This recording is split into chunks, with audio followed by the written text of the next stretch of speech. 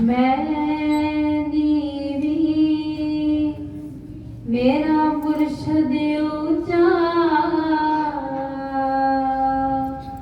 ते मैं उच्चा दे संग लाई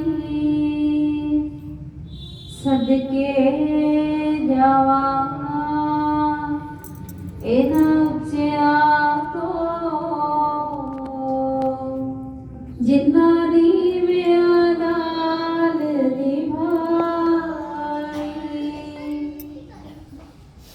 मैं अपराधी जन्म का लख शिख भरा विकार तुम दाता दुख भंजना मेरी पल पल करो संभाल गुरुर ब्रह्मा गुरुर विष्णु गुरुर्देवो महेश्वरा गुरुर साक्षात पार ब्रह्म तस्मै श्री गुरुवे नमः। बोलो साचे दरबार की जय। बोलो श्री नगली निवासी भगवान की जय। बोलो श्री परमहंस दयाल जी महाराज की जय।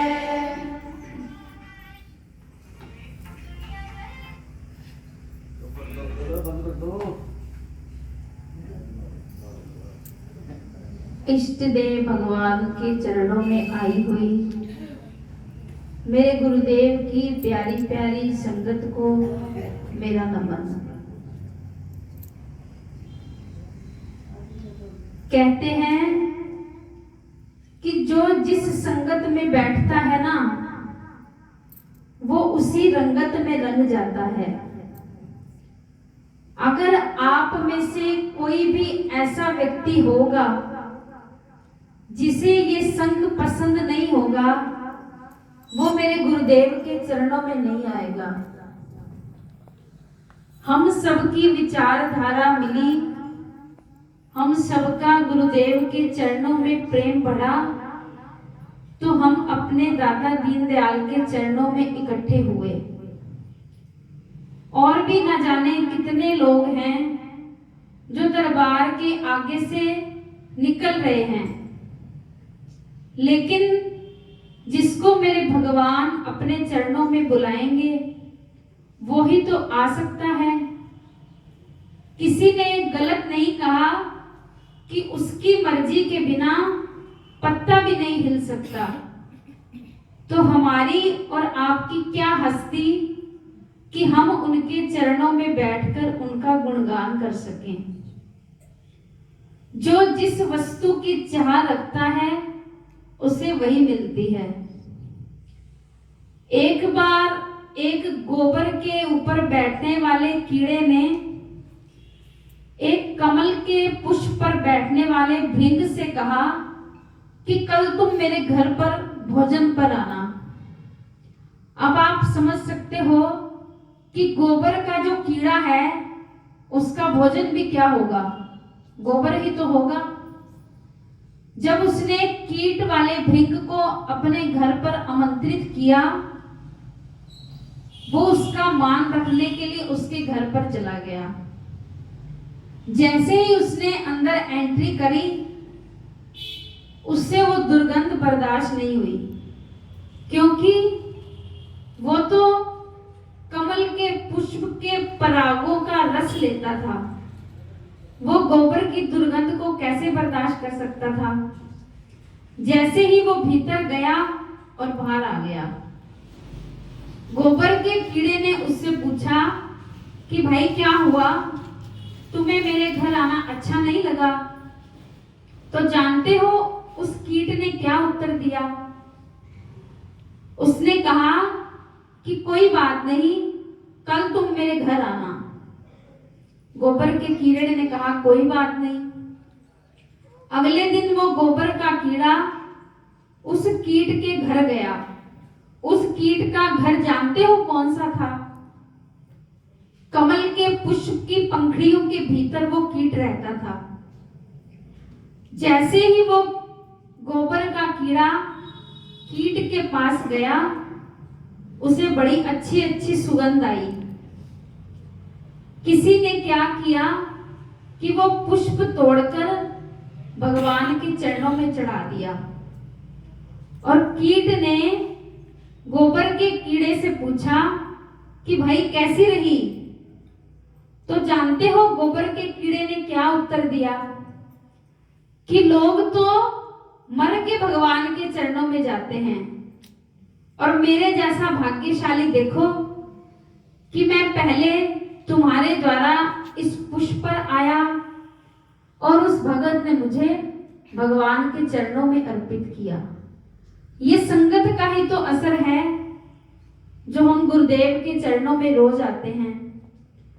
आज से पहले मैं नहीं जानती कि आप लोग सब एक दूसरे से कितना मिलते होंगे, लेकिन मुझे मेरे गुरुदेव की प्यारी प्यारी संगत रोज ये आकर कहती है कि भाई जी, गुरु महाराज जी के आने के बाद तो हम एक दूसरे से रोज मिल लेते हैं, नहीं तो किसी के पास इतना समय है कि कोई किसी के घर रोज रोज जाए, ना तो किसी के पास इतना समय और ना ही कोई जाना चाहता।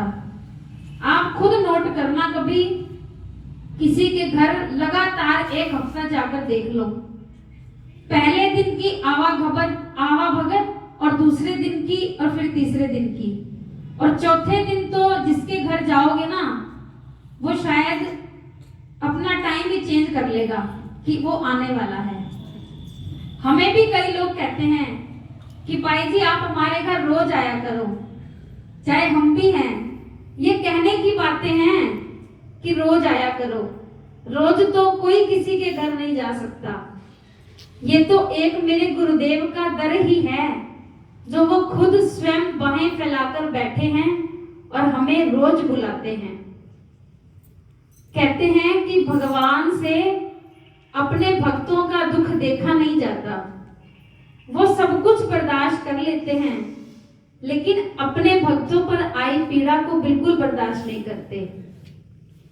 भगत जहां पग धरे तहां धरू मैं हाथ, भगत जहां पग धरे तहां धरू मैं हाथ, सदा संग फिरू डोलू भगत के साथ साथ। एक बार की बात कि एक कुटिया में कबीर जी रहते थे, दिन रात अपने भजन सिमरन में लीन।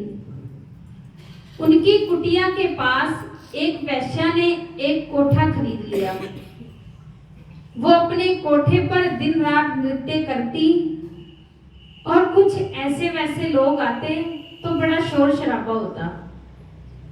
कबीर जी ने आकर उस वैश्या से प्रार्थना की, देख बहन, मैं भजन सिमरन करने वाला व्यक्ति हूं और तू यहां से कहीं चली जा, क्योंकि मेरे भजन में विक्षेप होता है।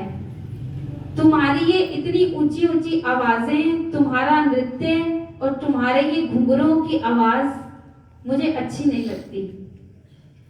तो वैश्या ने कहा कि ऐ जादूगर, अगर जाना ही है ना तो तू यहां से चला जा, क्योंकि मुझे तेरे से कोई परेशानी नहीं है। परेशानी तो तुझे मेरे से है, इसलिए तू कहीं चला जा। कबीर जी उसी पांव अपने घर की तरफ चल दिए और मन में सोचने लगे कि शायद यही प्रभु की इच्छा है, और वो अपना भजन कीर्तन में लीन हो गए। एक दिन क्या हुआ, उस वैश्या के कोठे पर इतनी आवाजें, उन इतनी आवाजों में भी कबीर जी ने क्या किया, जो वो भजन सिमरन करते थे ना, उस कीर्तन की आवाज उन्होंने बढ़ा दी और क्या कहने लगे, हरि हरि बोल, हरि हरि बोल, हरि हरि बोल, हरि हरि बोल, हरि हरि बोल, हरि हरि बोल।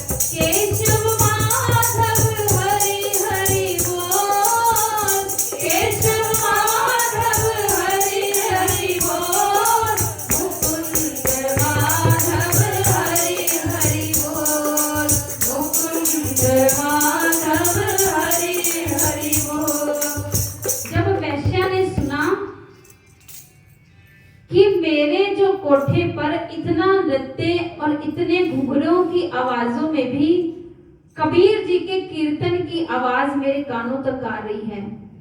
तो जानते हो उसने क्या किया? उसने अपने यारों से कहा कि आप जाओ और कबीर जी की कुटिया में आग लगा दो। जैसे ही उसके यारों ने कबीर जी की कुटिया में एक तिनका जलाकर फेंका, तो कहते हैं ना कि भगवान सब कुछ बर्दाश्त कर लेते हैं, लेकिन जो भगत भगवान को बड़े प्रिय होते हैं ना, उनका दुख उनसे नहीं देखा जाता। भगवान ने ऐसी लीला रची कि वो तिनका एक तेज हवा के झोंके से वैश्या के कोठे पर जा गिरा और उसका कोठा जलने लगा। जैसे ही उसका कोठा जलने लगा, वो चीखती चिल्लाती कबीर जी की कुटिया पर आई और कहने लगी, अरे देखो, इस जादूगर ने मेरी कुटिया जला दी, मेरा कोठा जला दिया, कोई कुछ करो, कोई सुनो। देखो मैंने बड़ी मेहनत से संजोई है, देखो मेरे कितने सुंदर सुंदर पर्दे जले जा रहे हैं, मेरे घर के झूमर आग में लटक रहे हैं, कोई कुछ करो, कोई मेरी बात सुनो। कबीर जी कहने लगे, देख बहन, जब मेरी कुटिया में तिनका गिरा था तब भी मुझे कोई परवाह नहीं थी, क्योंकि मैं तो अपने भगवान के चरणों में लीन था, और अब तेरा कोठा जल रहा है तो तब भी मुझे कोई परवाह नहीं है। वैश्या ने अपने यारों को बुलाया और कहा कि कुछ करो, कुछ करो। कबीर जी ऐसे ही भगवान के ध्यान में मगन बैठे रहे। थोड़ी देर बाद क्या देखते हैं कि कबीर जी की कुटिया वैसी की वैसी और उसका कोठा जलकर राख हो गया। वो रोती रोती आई और कहने लगी कि देखो मेरा सब कुछ नष्ट हो गया। जैसे ही उसने देखा कि कबीर जी तो अपने ध्यान में मगन हैं और मेरी किसी बात को सुन ही नहीं रहे, तो जानते हो उसने क्या कहा कि वाह कबीर वाह, मैंने देख लिया मेरे यारों की ताकत में कोई ताकत नहीं, और तेरे यारों की बराबरी के बराबर कोई यारी नहीं। जैसे ही कबीर जी ने ये बात सुनी ना, आंखें खोली और आंखें खोलकर जानते हो क्या कहने लगे कि तूने अपने यारों को भेजा था मेरी कुटिया जलाने के लिए, अब ये ना तेरा कोठा मैंने जलाया, ना मेरी कुटिया तूने जलाई, ना तेरा कोठा मैंने जलाया, ना मेरी कुटिया तूने जलाई, ये तो यारों ने अपनी यारी निभाई। बोलो मेरे गुरुदेव भगवान की जय। तूने अपने यारों को भेजा मेरी कुटिया जलाने के लिए, तेरे यार तेरी यारी निभा गए, तो मेरे सिर पर कोई यार बैठा है, क्या वो मेरी यारी नहीं निभाएगा? तो ऐसी है मेरे गुरुदेव भगवान की लीला। वो सब कुछ सहन कर सकते हैं, लेकिन एक निर्दोष और उनका नाम जपने वाले पर अगर कोई बात आती है ना, तो वो स्वयं खड़े हो जाते हैं। एक बार एक धोबी रोज कपड़े पीटता था। एक संत उसके घर के आगे से रोज गुजरते थे। एक दिन संत निकले, उसने जोर जोर से कपड़े पटकने शुरू कर दिए, सारी छींटें संत के ऊपर। दूसरे दिन फिर ऐसा हुआ। नारायण भगवान बैकुंठ में बैठे बैठे सारा नजारा देख रहे हैं। लक्ष्मी जी कहने लगी, प्रभु आप बड़े उदास हो, आज क्या बात है? भगवान कहने लगे कि मेरे संत का अपमान हो रहा है, 2 दिन से मैं ये देख रहा हूं, लेकिन मेरे से बर्दाश्त नहीं हो रहा। आज तीसरा दिन है, अगर आज उस धोबी ने मेरे संत का अपमान किया तो मैं धरती पर जाकर उसको उत्तर दूंगा। तीसरे दिन क्या हुआ, जैसे ही संत ने घर से चलना शुरू किया, भगवान अपने सिंहासन से खड़े हो गए। देवी लक्ष्मी कहने लगी, प्रभु क्या हुआ? भगवान कहने लगे कि आज मेरे संत का अपमान नहीं होना चाहिए। जब संत उस धोबी के पास पहुंचे तो जानते हो क्या किया? धोबी ने जैसे ही कपड़े पटकने शुरू किए, संत ने उसके ऊपर चांटे जड़ने शुरू कर दिए। जैसे भगवान उधर उठे, उसी पांव बैठ गए। लक्ष्मी जी कहने लगी, प्रभु क्या हुआ? अभी तो आप बड़ी बेचैनी से उठकर जा रहे थे, अब क्या हुआ? भगवान कहने लगे कि पहले मेरे एक संत का अपमान हो रहा था, लेकिन अब ये एक संत और एक धोबी नहीं, ये दोनों धोबी ही लड़ रहे हैं। तो कहते हैं सहन शक्ति भी कोई चीज है, ये परमात्मा की बनाई हुई है। जो सहता है ना, उसको मेरे प्रभु जरूर सुनते हैं। ऐसी बात नहीं है, जरूरी नहीं है कि हर बात का उत्तर हम बोलकर ही दें या गलत बोलकर ही दें। जब हम अंतर मन से प्रार्थना करते हैं ना, खामोश होकर, तो वो जरूर सुनता है। मेरे जीवन के तो बड़े एक्सपीरियंस हो चुके हैं ये। भीतर से प्रार्थना करो सच्चे हृदय से। जब भीतर की प्रार्थना शुरू होती है ना, वहां लफ्जों की आवश्यकता नहीं होती। इन्हीं चंद लम्हों के साथ अपनी वाणी को विराम दूंगी। बोलो।